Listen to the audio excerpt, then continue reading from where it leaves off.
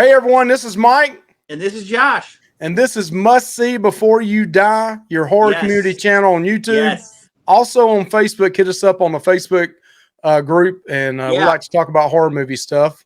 Yep. And today we're going to see one of Josh's favorite screams, Yes. number 3. 3. This is better still than My Bloody Valentine. It's questionable, Josh. It's very questionable, Josh. Yeah, I think. Especially yeah. on the budget Listen, that these actors got to play in this movie. So Scream 3 came out in 2000. I think I saw this in the theater. I don't remember if I did or not, but I think I did. Because me and my sister were huge Scream fans. It's rated R, of course. Can't have a Scream movie that's not rated R, in my opinion. So the Rotten Tomatoes score, let's talk about this, Mike. It's got a, what the heck, Mike? It's got a 41% critics and a 38% audience. I don't think it's that bad, honestly. I really don't. There's some things that, of course, that I don't like about it, but there's a lot to like. I think it's fun. I think it's a fun movie. It's not. The Scream 2 took itself very serious in my opinion. This one doesn't. And I you know what? I kind of like it, honestly. I do like it. And this was supposed to be like it, Mike. This was gonna be the last one. So it was for 11 years. I would have hated to see it end on number 3. I can tell you that. I think you like it much better than I do. I think I told you behind the scenes. I felt like I was watching Scooby-Doo from 1969. These are high-paid actors, and it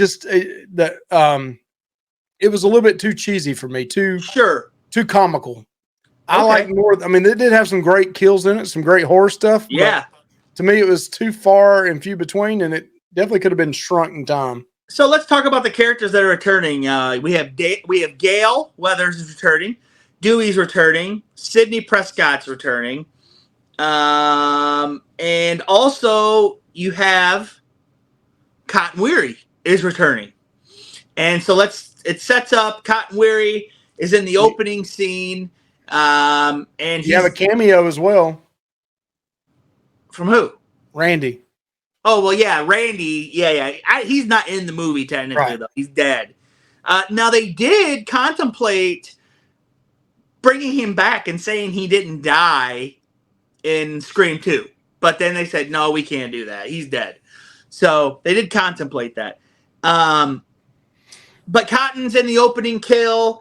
Okay, so the thing I hate about this movie, though, is that Ghostface has a communicator that basically can replicate anybody's voice. He's the only Ghostface that's ever had it, and I don't like it.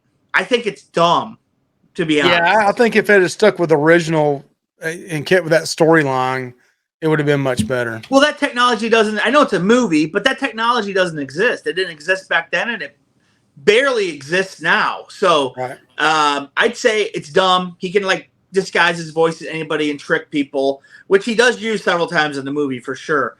But so he goes to Cotton Weary's house. He kills Cotton Weary's girlfriend. He kills Cotton Weary. I mean, to me, savagely kills him. Huh? Savagely kills him. I feel like Cotton Weary. Once you find out who the killer is, I feel like Cotton Weary I feel like he could have put up a better fight against that guy. Cotton Weary's not a small dude. I mean, Levi Shiver, who plays Cotton Weary, he's not a small dude. The guy played freaking Sabretooth. So, but yeah, I thought the opening kill was good. It doesn't have anything. It's not comparable to the second or the first at all. It's a good way to open, but it definitely doesn't give you that feeling like the first one did or the second one even. I mean, the second one's very good. So, but it lets you know that this killer has a contraption that he can trick people with his voice. That's, or whatever. So, this takes place at, main part of this movie takes place at Sunrise Studios in Hollywood. And, where Stab 3 is filming. What'd you think of that, Mike? What'd you think about this? I kind of like that part where they're on the set. I kind of like that. I do too. Yeah, I do like that. Yes, I do like that. And you get to meet the cast of Scream 3. or Stab 3, sorry, which I like it. You see the girl that's playing Sydney, the guy that's playing Dewey. And so in Stab 3, a lot of the people that played the characters in Stab 1 and 2 are not returning. So they had to like recast it, except for the girl that plays Gale Weathers. She is returning, like the only returning person. So they actually had to recast it or whatever. And Kincaid is a detective character that he's on this case of the murder of Cotton Weary's murder. And that's played by, what's his name? What now? Kincaid. Oh, Patrick Dempsey? Yeah, Patrick Dempsey's playing him. I couldn't remember his name. Mr. McDreamy. He was the medical show that was real big. Yep. So yeah, it's just Gale Weathers is back and she's kind of trying to investigate this and stuff, or whatever. And Dewey's there as like I don't know, like to help the movie to tell people like what happened in the first. Yeah, they wanted to have a consultant, and he was hired there, and right. And Gale kind of laughed at him about it, right? And Sydney, especially when he had the good-looking guy playing him. Yeah, she goes, "Wait, this guy's playing you?" Sydney lives like in like BFE, like out secluded. She's got security systems. She's got a dog. She like is like a person that like takes calls to help people with like trauma situations. She's like a risk or a counselor over the phone. Yeah. So we get which this is one of the funny things in the movie. We do get a Jay and Silent Bob cameo at the studio. And Jay says, "Look, Silent Bob." He's pointing at Gale Weathers because you see Gale's Weathers go by. He says, "Look, Silent Bob, Connie fucking Chung." And then Jay says, "How's Maury?" And Gale Weathers flips off Jay. And it's funny. And Jay says to Silent Bob, "I think she wants me." I thought that was funny, dude. What did you think of that yellow dress, that yellow canary dress on too? Yeah, what did you think of that cameo? I don't know if you know them that well, Mike, but I've watched several of their movies. I've known them since the 90s. I don't know them very well. Okay. I did when I saw them on there. I was like, yeah, I remember them from the 90s, 2000. I did 90s. Remember them, but I didn't. I never did watch a lot of their stuff. Yeah. Okay. Oh well, get back to Sydney at her secluded house. She has a dream, and it's weird because she like sees her dead mother. What do you think of that?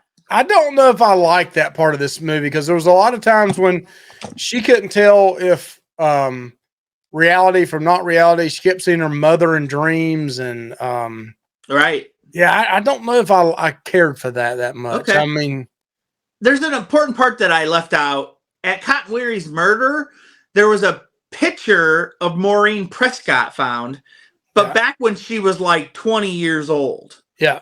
And so they didn't understand, like, what the heck? And they asked Sydney, like, what is, what did your mom do back then? And she didn't have a clue. She had no clue. So on the crime scenes on this one, a lot of the crime scenes early on, the killer is leaving pictures of at the scenes. Right. So I said Dewey and Gale are good in this movie. I think their chemistry is always really good. Obviously, they were a real life couple. And they have really good chemistry in this movie. It doesn't change, in my opinion. Yep, I agree. I said, what did Maureen have to do with it? Like, why is her picture being left at these murders? The next thing is Candy, a girl in the movie.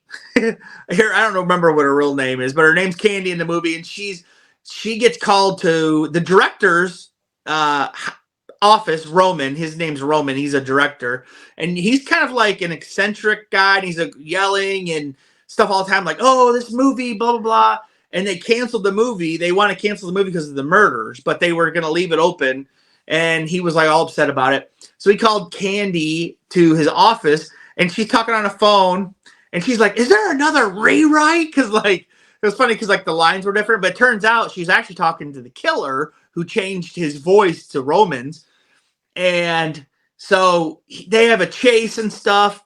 And the funny thing about this scene is she accidentally breaks like his statue and the head pops off and she just tapes it back on. It was funny. And but Mike, talk about a really cool scene with this candy chase. Yeah, this is the one I think she goes into the supply room or something where it's got all the costumes and it's got some I thought it was funny in there during the chase or the fight scene. She's throwing a rubber knife at him and she's throwing all this. She hits him with a like a sword that just bends in half because it's all prop stuff. Yeah, but during that scene, I want to make one comment. During that scene, I was like, wait, this is like what's his name fighting Doom in Roger Rabbit at the end. Oh yeah. How he grabs all that like cartoon stuff to fight him. That's what reminds me. Throwing everything he can at him. Yeah, that's what reminded me of. So she goes and hide. They got have these costumes of the Stab character, Ghostface character, Ghostface, and then she's hiding underneath there, and you're trying to be quiet. And she's quivering, and all of a sudden you see they kind of pans through all the ghost faces, and all of a sudden you see one of them lean out like this and take a step out, and she looks back and she sees that step, and then that's when the chase comes, and so that was a pretty cool kill scene with her. I thought it was really good. Yeah, he shoves her through a window and just stabs her in the back. I like that where he leans out and he was with the costumes. I thought that was really good, Mike. Yep. So the now with Candy's murder, they find another picture of Maureen Prescott, and the movie is been officially canceled. It's not gonna happen anymore. So they all go to somebody's house and have like a thing where they're ripping up the script. The guy that played Dewey, and Dewey's there, and Gail and Dewey are arguing or whatever because because the woman that plays Gail in the movie is fond of Dewey. So like the real Gail's jealous of this partnership, and they go in there and the killer like facts them. Oh no, there's a security guard, and it's played by the guy from Seinfeld who was Elaine's boyfriend, that the devil guy, and so he gets stabbed and killed and hit with a frying pan, which I thought was fun. And then they fax like script or something, and they're reading it, and they're like, "What happens next? What happens next?" Because like the guy's telling what's going to happen next. And the one guy that plays Dewey runs back in. He's like, "I need to know what happens." Like, seriously? Like, what? This is stupid. This part is dumb to me. I don't like it. And then just so happens the guy, it's dark in there because there's no power, and he's looking, and he somehow grabs a lighter. Like, where? Like, well, I guess he smoked cigarettes. He was smoking a cigarette, so I guess it makes sense. He hits the lighter, and he goes, "Smell gas." What? Boom! And blows up. That was a cool scene on that explosion on that. They spent a lot of money on the pyros on that. Yeah, sure. I thought it was stupid, but the actual showing the place blow up was pretty cool. Yeah, okay. Fair enough. Now, so Dewey, Gail, and the fake Gail, and the girl that plays Sydney all get blown over this cliff, and they roll down this hill, and Gail's down by this car, and all of a sudden Ghostface is there. And Dewey like shoots him, and it does hit him, but then Dewey doesn't think it hits him because he wasn't dead or whatever. And then they're like, wait, they're all together, like the two Gales and Dewey, and they're like, and then the other girl comes out, and she's like, oh, and he's like, where were you? And she's like, oh, I was over there. And she's like, are we safe? And then Dewey's like, safe from who? Like, so then now you thinking like this girl's sus now, you know, that's what I wrote. I said the girl playing Sid, Angelina, she's sus. So she is, and also the Patrick Dempsey, the was it Kincaid character, they kind of make it question if he's not part of it as well. Right. And next you actually get to meet Martha Meeks, who has a role in Scream 5 because she is I don't know if you haven't seen Scream 5, spoilers, whatever. She is the mother of the twins who are like main cast in that one. Oh, yeah. I forgot all about that name though. Okay, thanks for so that. Martha Meeks is in this one, has a small role, but that's Randy's sister. That's right. You're right. You're right. In the Scream 5, I didn't put that together. Well, like Scream 5, her kids, not the son, but the daughter, she like idolizes her Uncle Randy. She never met the guy. He died way before she was born. But like she idolizes the guy. Yeah. And like I said, she never got to meet him or nothing, but she knows what he did. You know, he survived Scream 1, but died in Scream 2. But yeah, so Martha Meeks has a tape for Dewey, Gail, and Sydney to watch that Randy made. And he says, if you're watching this, that means I didn't make it out of the Windsor murders or wherever that college was. And he just tells them, I said, Randy made a tape. So he said, these are some of the things, if there's a killer again, these are some of the things you need to look out for, Mike, if you're dealing with a killer again. He said, dealing with an unexpected backstory is going to happen. He says, sequel rules don't apply because you're dealing with a trilogy. It's rare in the horror genre, but it does happen. So that's what he's saying.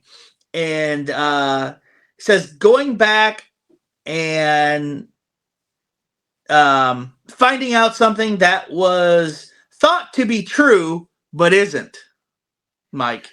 Yeah, I had dealing with superhuman killers in this one. You have to basically decapitate them or somehow kill them. Anyone can die, and the past will bite you. Yeah, I wrote that. I said, yeah, something that you thought was true but isn't, super killer, anyone could die, past to come back. And I said the two, and then so that was cool. I like all that info. It does come in, some of that does come in this movie for sure. So I thought it was good. And I wrote here that I think when they pair the two Gales together, very entertaining, Mike. When they, the woman playing Gale, her name's Parker Posey, the woman in real life. She's an entertaining actress, and she was really good in this as the fake Gale, I thought. And the real Gale together are fun. And I said there's also a fun Carrie Fisher cameo who basically calls her own self out for sleeping with George Lucas. Yep. She's like, guess who got the part? That was a fun cameo as well. Yeah, she said, guess who got the part? The one that slept with George Lucas. I thought that was funny. So, well, you know, this movie, Mike, deals with some things that are, you know, are true. You know, like basically, I mean, coming up, we got to talk about it, which is right here. So they find out. So if you don't know, the guy, Milton, who's like the big studio executive and stuff, the old guy, Milton, who's played by Lance Hendrickson. It's always good to see him. He's in a lot of different horror movies. But he's kind of like the Harvey Weinstein of this movie. That's what he is. And guess who? And Harvey Weinstein is the one that ran the company that did this movie. So, yeah. Yeah. And you know how much of a creep Harvey Weinstein was and a criminal.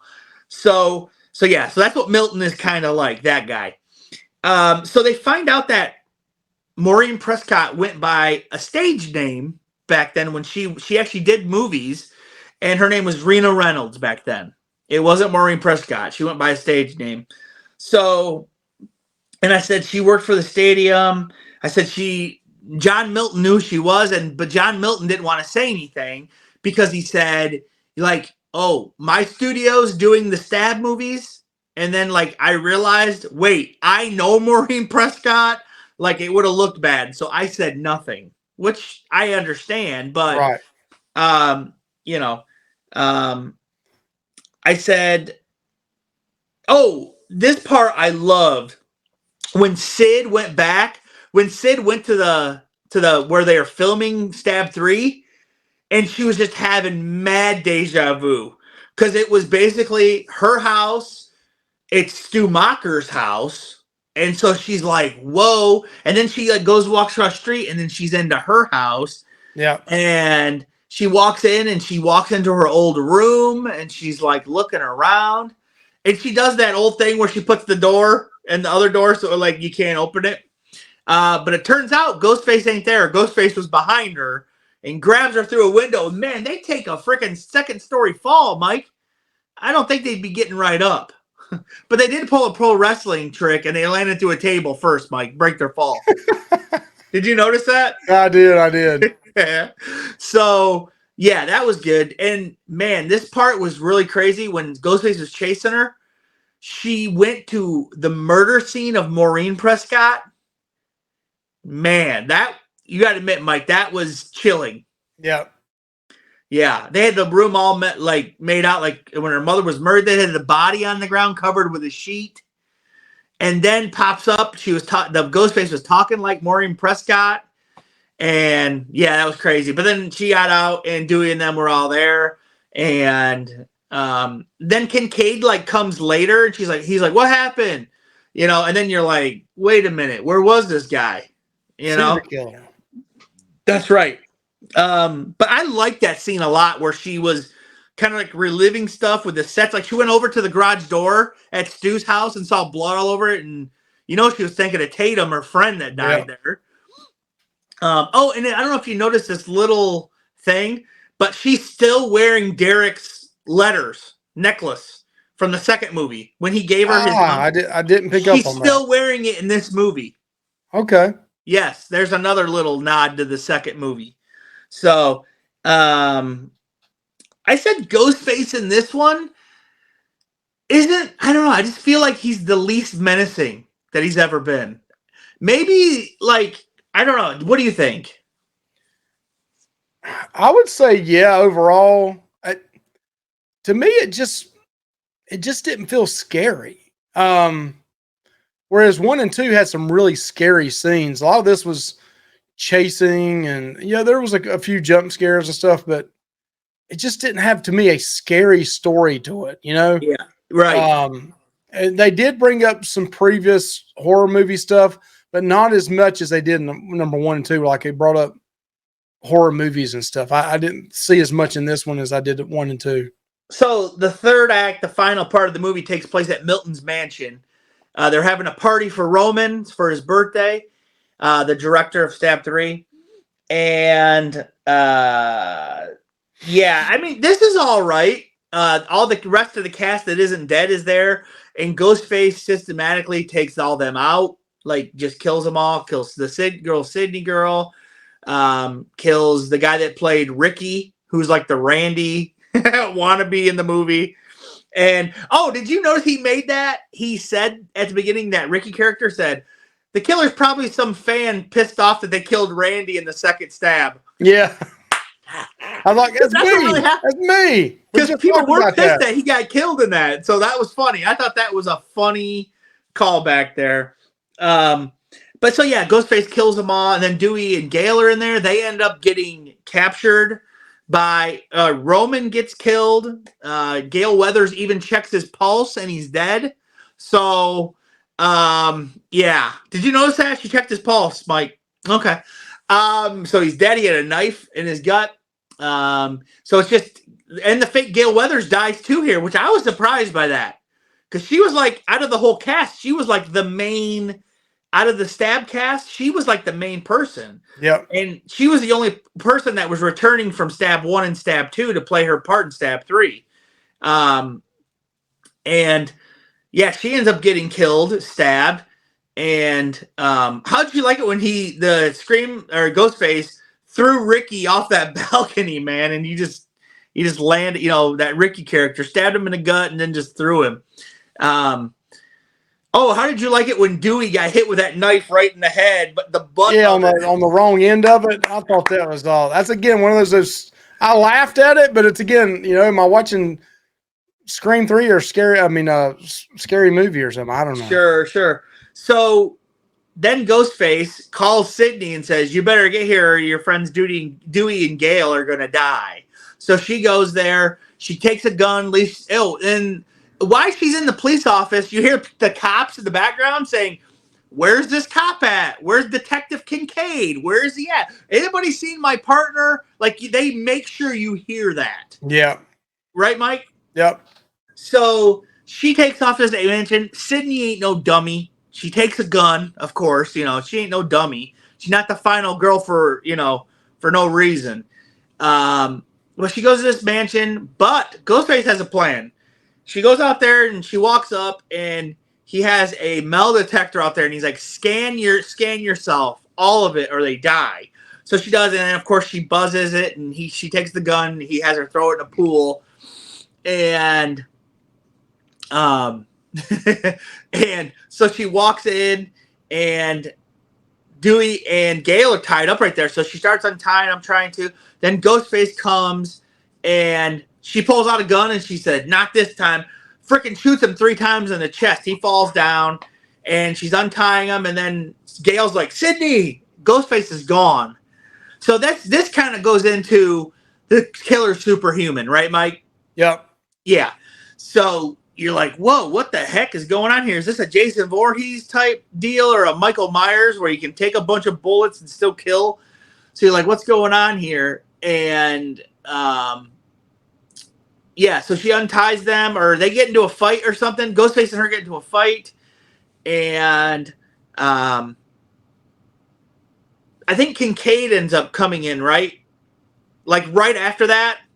Yeah, because they think it's he comes in and he's like, Sydney put the gun down, and she's like, "No, where'd you come from?" Blah blah blah. And then he makes a face that makes you think it's him, in my opinion, when he lowers the gun and he's like, "It ain't me." And then all of a sudden, Ghostface comes out and just punches Kincaid. But you think, like, there's always been 2 Scream killers. He can still be a killer. I mean, hell, the first 2 Ghostfaces stabbed each other almost to death. So. Yep. Let alone, and Mrs. Loomis did shoot her accomplice. So, I mean, so, yeah. And then Sydney and the Ghostface fight and stuff. They get into this room, like a back room where Milton had parties in the 70s. And turns out Ghostface reveals himself to Sydney that he's her half-brother, and he is the killer, and it is Roman, the director, which is a guy that's not in the movie that much, right, Mike? Yeah, he's not in the movie that much. But also, who's the other? I mean, I know it's Sydney's mother, Maureen. Who's his other half? Is it It's not Milton, is it? Who? I mean, who's the other half? I mean, who's his dad? They don't know who the dad is because she went to that like orgy or whatever. Oh, yeah. Okay, I got you. So it turns out, like in this thing, Milton was having all these parties. Yeah, in this you're right. room, I forgot.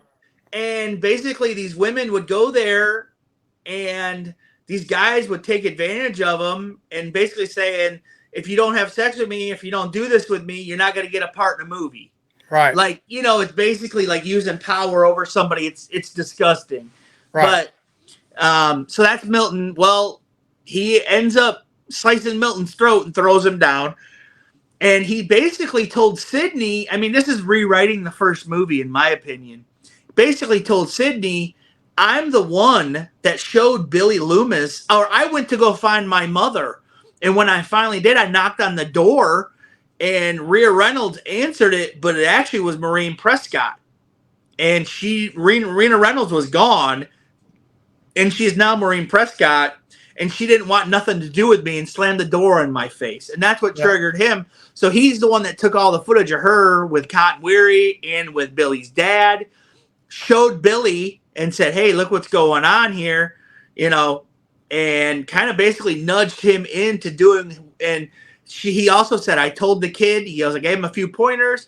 I told him to get a partner to blame it on if it goes south, and that's why he got Stu. And he goes, yep. He goes, I was the director. He goes, I'm a director. I direct. And he goes, I didn't know they were going to make their own movie though afterwards and try to, and do those murders in the second one. I thought they were just going to kill Maureen and that was it. Oh, and he also told them to frame Cotton Weary as well. So, so basically, this guy takes credit for everything. I mean, he basically saying Billy Loomis wasn't the guy. I was. They might have did the dirty work, him and Stu. But I'm the mastermind behind it all. That's right. What did you think of that, Mike? It kind of, to me, took away from the whole original legacy of the first movie. I wasn't a big fan of that, but I mean, I know that they thought this was going to be the end of it, and they tried to put a different spin on it. I would have liked it better if it would have left that story untold. Sure. Yep. I agree. I don't care for that twist ending at all. I like to think that Billy and Stu were like the ones that did it. Um, yeah, I don't care for that. And Sydney's got like a half brother, and so then her and him end up fighting. She shoots him in the, or she hurts him. Turns out why he was taking all those shots and getting up because he had a bulletproof vest on, and then Dewey ends up shooting him in the head. And then Kincaid had nothing to do with it, even though, man, they tried like hell to make you think that he did. Yeah. Then at the end, it's Kincaid, her, and Dewey and Gale at the house. Gale and Dewey proposes to Gale, so they're getting married, and they are married in the fourth movie. So, and yeah, Kincaid's there hanging out with Sydney. People have said that like they're together still.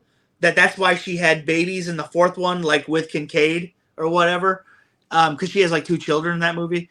But yeah, I listen. Is it a great movie? No.